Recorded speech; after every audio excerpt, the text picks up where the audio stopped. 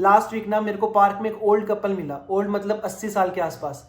तो मेरी ना उनसे ऐसे बातें शुरू हो गई। बातों बातों में मैंने उनसे पूछ लिया कि अगर आपको आज की जनरेशन को कोई एडवाइस देनी हो तो वो क्या होगी। तो वो कहते हैं कि अगर हमें आज की जनरेशन को कुछ समझाना हो, सजेशन देना हो, तो वो होगा कि पार्टनर चूज करते टाइम पे क्या ध्यान रखना चाहिए। आज की जनरेशन जो ध्यान रखती है वो ये रखती है कि मेरा जो पार्टनर है वो बड़ा खूबसूरत होना चाहिए, उसके पास में पैसा बहुत होना चाहिए। कहते हैं इन चीज़ों में कोई दिक्कत नहीं है, ये बिल्कुल आपकी इंडिविजुअल चॉइसेस हो सकती हैं, लेकिन ध्यान रखने वाली बात ये है कि ये दोनों के दोनों आपके एडिशनल एलिमेंट्स हैं, फंडामेंटल एलिमेंट्स नहीं है। तो मैंने कहा अंकल आपके अकॉर्डिंग फंडामेंटल एलिमेंट्स क्या होते हैं। तो बताते हैं कि फंडामेंटल एलिमेंट्स हैं आपके एक तो अंडरस्टैंडिंग और एक कन्वर्सेशन।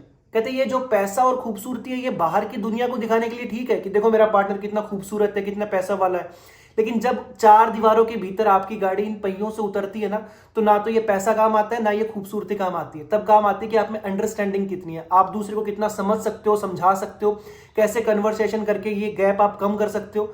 तो इन चीज़ों को अगर आप साथ में रखते हो, अगर आपके रिलेशन में ये दोनों एलिमेंट्स हैं, तो आप अपने ये 30 साल के अंदर बनने वाले रिलेशन को 80 साल तक देख सकते हो।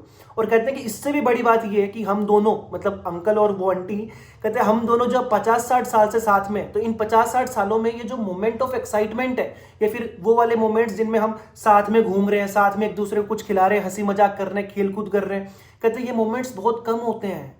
कहते इतने बड़े रिलेशन में 50-60 साल के हमने रिलेशन में ये देखा है कि जो बड़ा मेजोरिटी वाला पार्ट है वो ये है कि हमारी एक दूसरे से बात नहीं हो रही।